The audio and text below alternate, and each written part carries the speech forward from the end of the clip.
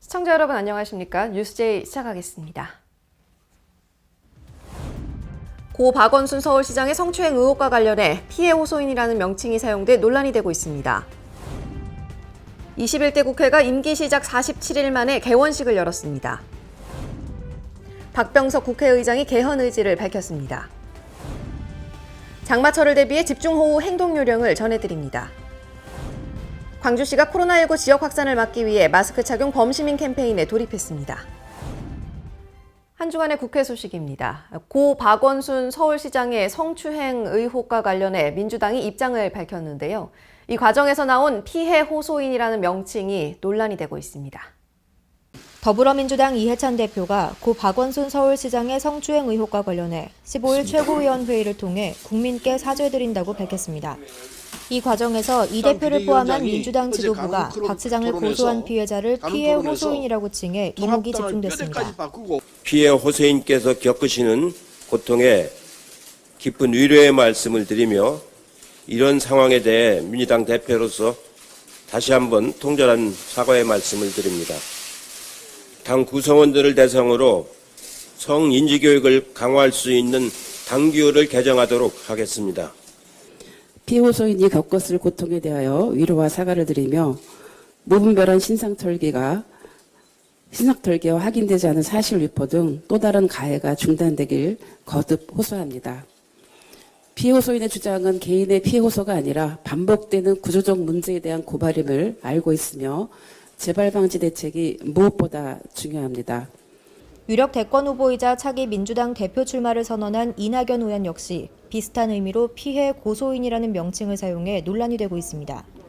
한편 진중권 전 동양대 교수는 SNS를 통해 피해 호소 여성이라는 말은 피해자의 말을 믿지 못하겠다는 뜻을 담고 있다며 이 자체가 2차 가해라고 말했습니다. 일각에서는 여권이 피해 여성을 피해 호소인이라고 지칭하며 범죄 피해를 축소하려는 것 아니냐는 지적도 있습니다. 피고소인이었던 박 시장이 사망하면서 더 이상의 경찰 수사는 힘들 것으로 보인다며 서울시 자체 조사나 국회 차원의 특별조사단이 필요하다는 목소리가 나오고 있습니다.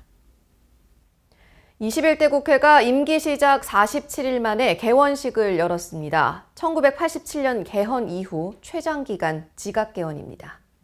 지난 16일 국회 본회의장에서 21대 국회 개원식이 열렸습니다. 앞서 지난 14일 여야의 원내대표들은 7월 임시국회 의사일정 합의문에 서명했습니다. 박병석 국회의장은 이날 개원식에서 인사말을 통해 늦어진 개원식으로 국민께 심려를 끼친 점에 사과하는 한편 일하는 국회에 대한 의지를 밝혔습니다. 21대 국회가 뒤늦게 개원식을 갖게 되었습니다. 코로나 방역, 경제 난국 등 국가적 위기 속에 개원이 늦어져 국민 여러분께 송구하기 그지없습니다. 일 잘하는 국회를 만들기 위한 제도 개선에도 박차를 가해 주십시오. 국회 세종의사당 설치 등 국가 균형 발전에도 속도를 내어야 합니다. 이어 문재인 대통령이 개원 축하 연설을 했습니다.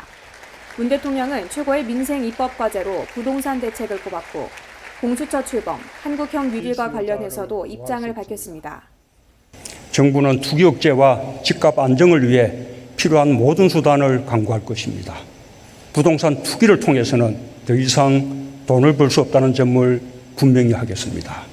아울러 상법, 공정거래법, 금융그룹 감독법, 대중소기업 상생법, 유통산업발전법 등 공정경제와 상생을 위한 법안들도 21대 국회에서 조속히 처리되길 바랍니다.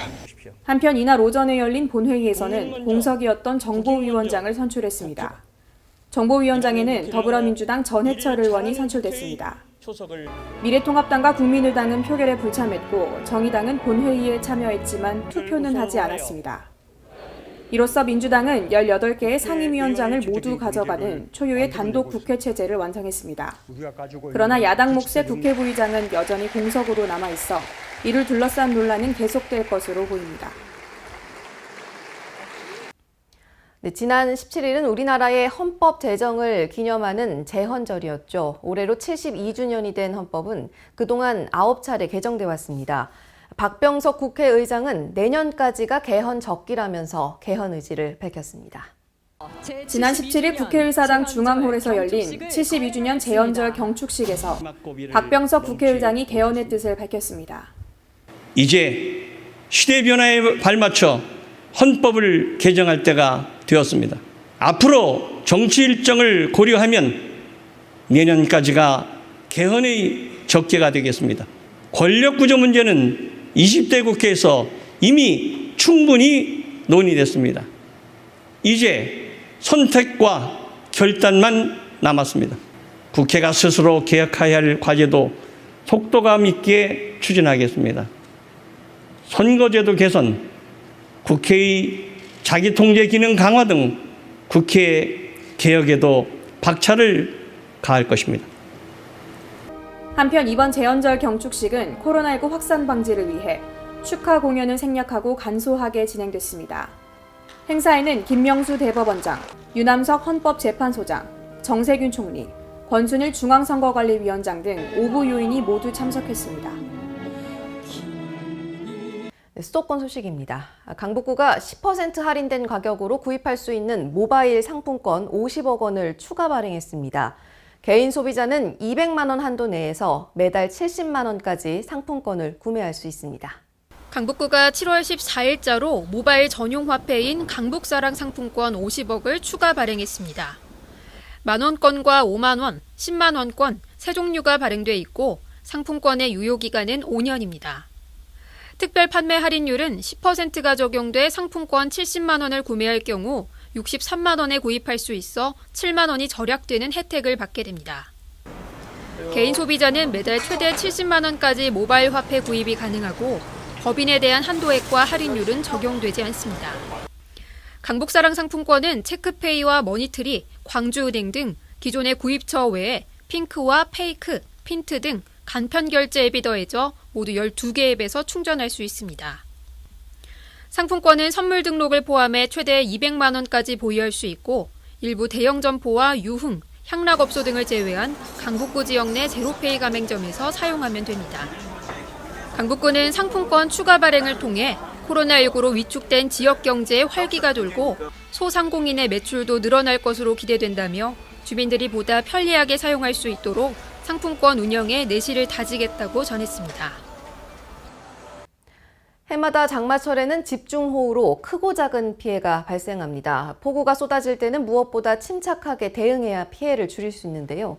마포구는 시민의 안전을 위해 집중호우 행동 요령을 정리했습니다.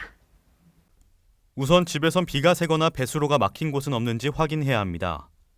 폭우가 쏟아지는 지역에선 불필요한 바깥 활동을 자제하고 부득이 외출해야 한다면 순식간에 물이 불어나는 하천 주변은 피해야 합니다.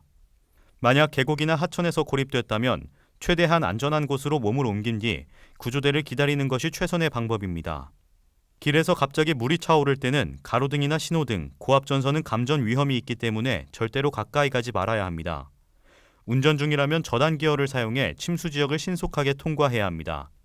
특히 집안에 가스가 차 있을 수 있는 만큼 반드시 환기하고 감전 위험에 대비하기 위해 전기 차단 여부도 확인해야 합니다. 양성평등은 계속 화두에 오르고 있는 문제입니다. 의왕시는 간부 공무원을 대상으로 성인지 교육을 시행했는데요. 이를 통해 성평등 정책을 더 효과적으로 시행할 방침입니다. 지난 9일 의왕시청 대회의실에서 과장급 간부 공무원을 대상으로 성인지 교육이 시행됐습니다. 젠더교육연구소 이재의 최 기자 부소장이 성인지 관점에서 본 공직문화라는 주제로 여성문화예술기획 기계형 이사가 역사 속 젠더 이슈 살펴보기라는 주제로 강의했습니다. 의왕시는 이번 교육을 통해 공무원들이 성평등 정책을 더 이해하고 시민에게 적절한 서비스와 혜택을 제공하는 계기가 될 것으로 기대하고 있습니다. 광역시 소식입니다. 대규모 국제 스포츠 행사를 개최하면 도시의 위상이 높아지는 것은 물론이고 도시 발전에 적잖은 영향을 끼치게 되는데요. 충청권이 7년 후에 열릴 하계 유니버시아드를 유치하기 위해 힘을 모으기로 했습니다. 충청권 4개 시도가 2027 하계 유니버시아드 대회를 유치하기 위해 손을 잡았습니다. 대전, 세종, 충북, 충남 등 충청권 4개 시도지사는 7월 10일 오전 국회 본관에서 2027 하계 유니버시아드 공동 유치를 위한 업무 협약을 체결했습니다. 이날 협약에서 4개 시도지사는 충청권이 함께하는 대규모 국제대회 유치를 통해 충청권이 대한민국의 중심으로 도약하는 전기를 마련하기로 합의했으며 앞으로 4개 시도는 대회 유치와 개최를 위한 계획을 수립하고 우선 국내 개최지로 선정되는 데 힘을 모으기로 했습니다. 그동안 우리나라에서는 동아시아 올림픽과 아시안게임, 유니버시아드 대회 등이 열렸지만 충청권에서는 개최된 바가 없어 지역민의 유치 열망이 커지고 있었습니다. 대전의 경우 대회 유치에 성공할 경우 서남부 종합스포츠타운 조성 등 체육 인프라가 획기적으로 확충될 것으로 기대되고 있습니다. 최근 광주시에서 코로나19 확진자가 연일 발생하면서 2차 대유행이 우려됐는데요. 광주시가 코로나19 지역 확산을 막고 시민들의 안전을 지키기 위해 마스크 착용 범시민 캠페인에 돌입했습니다. 이번 캠페인이 실시됨에 따라 광주시 자치구, 산하 공공기관, 자원봉사자 등 1만여 명이 함께 다중이용시설과 주요 교차로 등 유동인구가 많은 지역을 중심으로 대대적인 홍보 활동을 전개했습니다. 코로나19 감염 확산을 막아줄 수 있는 최소한의 방역 수단이 마스크인 만큼 광주시는 마스크 착용을 적극 홍보하기 위해 캠페인 활동과 더불어 신문 광고, 전광판 송출 등 다양한 매체를 통한 캠페인 광고도 함께 실시할 계획입니다. 요즘 코로나19가 너무 확산되는 추세이기 때문에 일반적인 손 씻기와 마스크 쓰기와 거리 두기에 대한 이런 것들을 알고 있으면서도 저희들이 깜빡하고 놓치는 순간들이 있어서 그 순간을 저희들이 더 한번 각인시키기 위해서 이런 캠페인에 나왔습니다.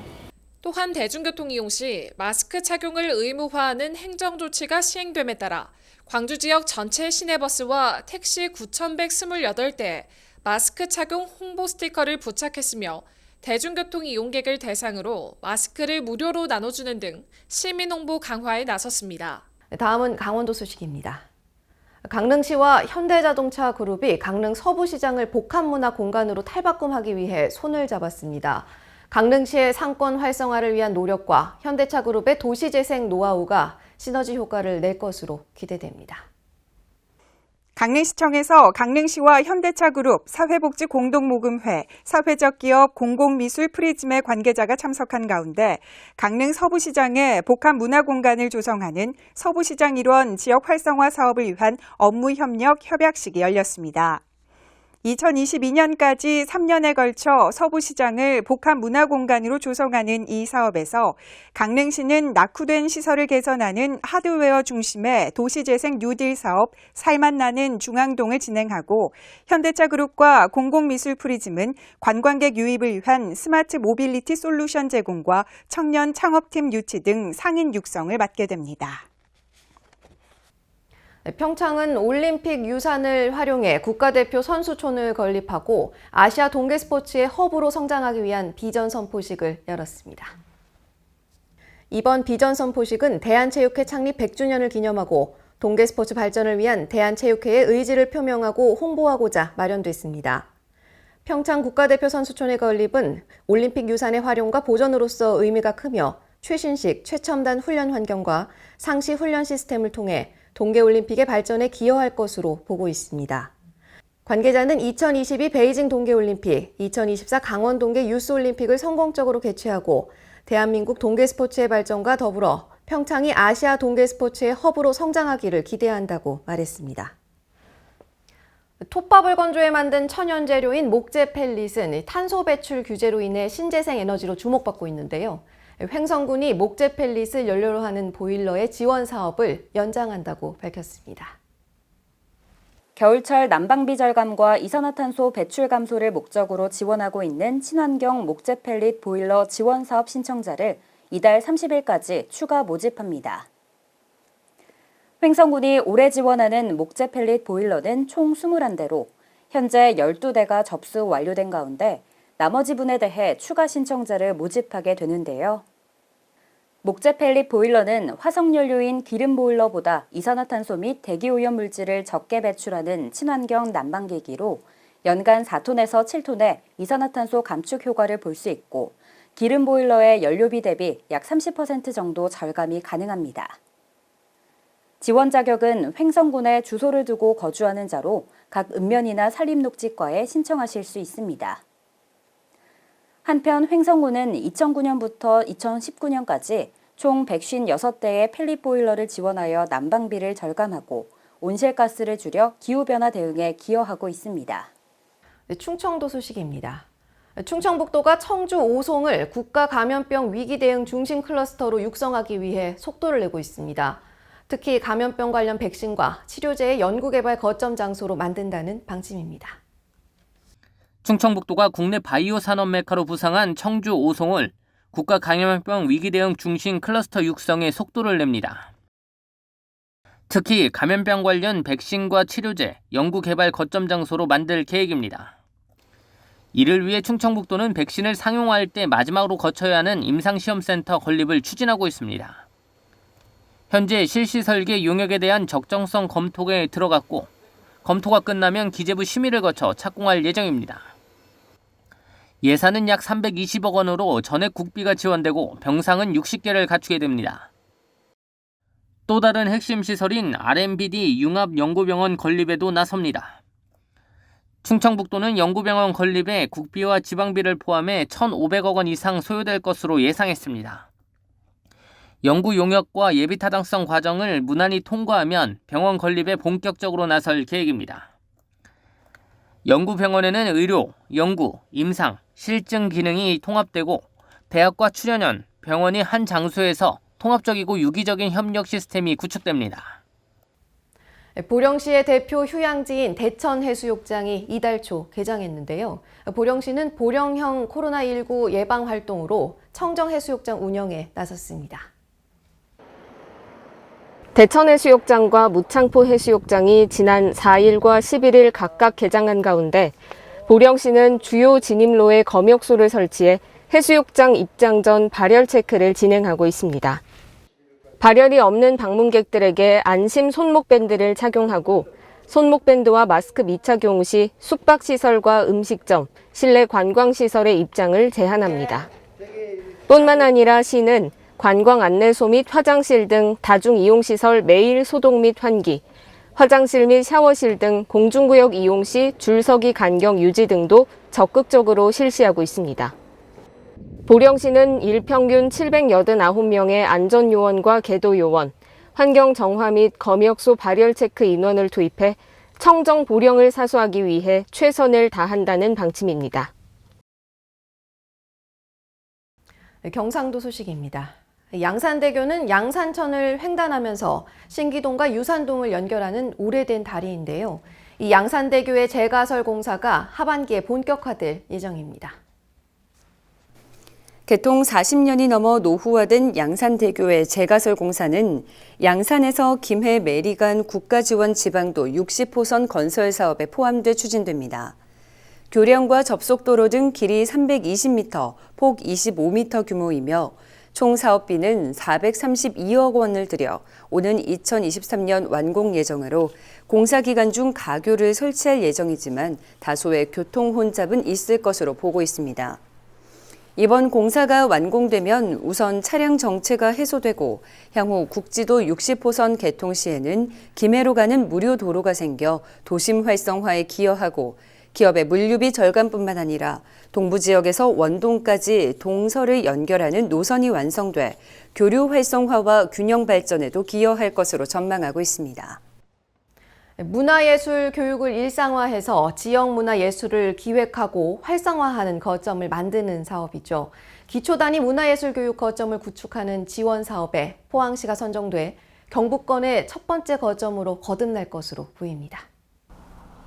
문화체육관광부 등이 공모한 기초단위 문화예술교육 거점 구축 지원 사업에 포항시가 선정됐습니다. 사업은 국비 6,735만 원을 지원받아 진행될 예정이며 내년부터는 지방비를 매칭해 2022년까지 기초단위 문화예술교육 지원센터가 시범 운영됩니다. 이번 사업은 기초단위의 지역 밀착형 문화예술교육 거점 구축은 물론 시민 생활권 단위의 문화예술교육 생태계 조성을 위한 기반 사업입니다. 포항문화재단이 제시한 모델은 포항시와 유관기관, 예술가와 문화공동체, 시민들을 연결해 거버넌스를 구축하고 도농복합의 포항 특성을 반영한 읍면동 생활권 중심의 보편적 문화예술 교육을 확대하는 방식입니다.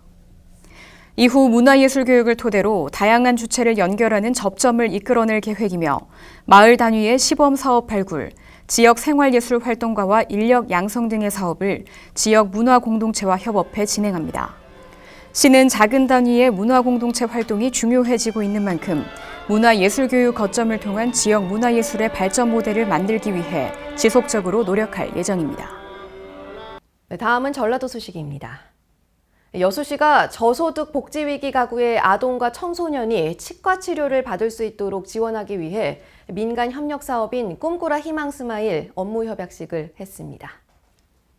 이날 업무 협약은 여수시와 여수광양항만공사, LG화학 여수공장, 여수시 치과의사회와 쌍봉 종합사회복지관이 참여했습니다. 5개 기관은 협력 사업을 성공적으로 추진하기 위해 사업 홍보와 행정 지원, 대상자 선정과 치과 치료, 구강 건강 증진에 적극적으로 지원하고 상호 협력하기로 했습니다. 이날 협약으로 치과 치료가 필요한 지역 내 저소득 복지위기 가구 아동 60여 명에게 진료비와 예방진료를 지원할 예정입니다. 익산의 마한로는 인근의 아파트 단지가 밀집해 있어 교통량이 많은 곳입니다. 시민들이 계속해서 교통 불편을 제기해 왔는데요. 최근 도로 개설 공사를 마쳤습니다. 황인아 기자의 보도입니다. 익산시 어양동 일대 마한로가 새롭게 개선돼 시민들의 큰 호응을 얻고 있습니다.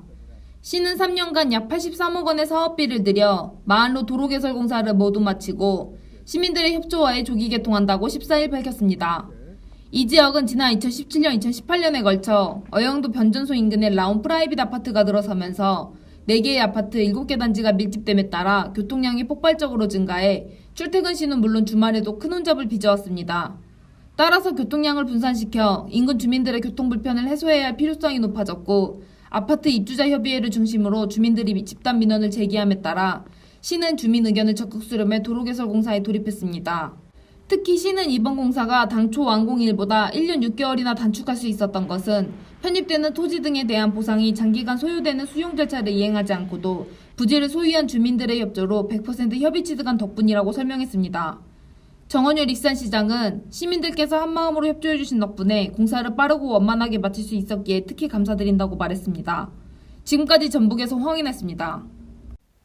노년 인구가 계속 늘어나면서 자연스레 치매 예방에 관한 관심도 높아지고 있는데요. 장수군에서는 치매 악화 방지를 위한 쉼터를 운영합니다. 강석훈 기자입니다. 전북 장수군이 치매 어르신들을 대상으로 치매 악화 방지를 위해 기억지킴이 교실 쉼터를 운영합니다.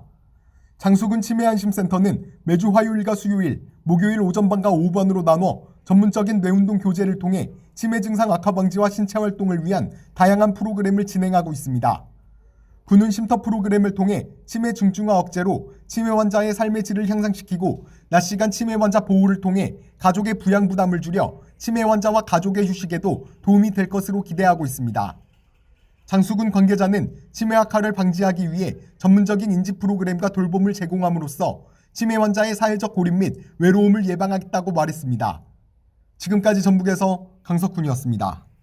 네, 잦아들 듯 잦아들지 않는 코로나19 확산세. 전북도는 확산을 막기 위해 방역 시스템 재정립에 나섭니다. 보도에 황인아 기자입니다. 전북이 최근 코로나19 환자가 또다시 급증하고 있는 가운데 광주 전남의 중간 지역인 전북 안전을 대비하기 위해 고강도 방역 대책에 나섰습니다. 정세균 국무총리가 주재한 중앙재해대책본부 회의를 통해 전북 송화진 도지사는 방역 3대 수칙 준수를 위한 시민의식 변환과 보건소 및 일선 공공의료 현장의 방역 테스트 시스템을 새롭게 정비해야 한다는 입장을 전했습니다. 송 지사는 코로나19 지역 내 집단 감염 사태가 대구, 경북과 수도권을 넘어 최근 대전과 광주 등 우리도와 인접한 지역에서 확산하고 있다며 이젠 전북의 방역 대세도 한층 강화돼야 한다고 주장했습니다. 이를 위해 대전이나 광주 지역의 예식장과 장례식장은 물론 수도권 거주자와의 왕래가 잦은 곳에 대한 방문을 지양해 줄 것을 독려했습니다. 전북방역 관계자는 방역수칙 미준수 사례가 적발될 시 강도 높은 처벌과 대처 시스템을 다시 재정립했다며 시민 여러분의 적극적인 협조가 필요하다고 말했습니다. 지금까지 전북에서 황인아였습니다.